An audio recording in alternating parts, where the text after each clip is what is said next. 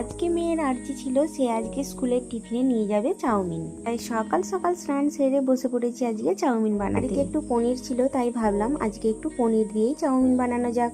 আমি যেভাবে চাউমিন বানাই সেই প্রসেসটা আজকে তোমাদেরকে বলবো। একটা পাত্রের মধ্যে বেশ কিছুটা জল ফুটতে দিয়ে দেবো, তারপর জলটা বন্ধ করে দিয়ে তার মধ্যে দিয়ে দেবো চাউমিনটা সেদ্ধ হতে।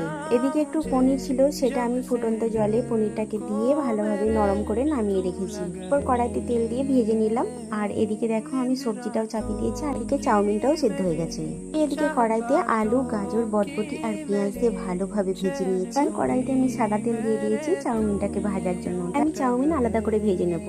চাউমিনটা আলাদা করে না ভাজলে একটা কাঁচা ভাব থেকে যায়, ওটা আবার আমার মেয়ে খেতে পছন্দ করে না। ওর মধ্যে দিয়ে দিই একটু সামান্য লঙ্কার গুঁড়ো আর জিরে গুঁড়ো। আমি কিন্তু চাউমিনে কোনোদিনও সোয়া সস বা চাউমিন মশলা ব্যবহার করি না। পর চাউমিনে সব সবজি আর পনির দিয়ে ভালোভাবে নেড়ে নামিয়ে নিলাম।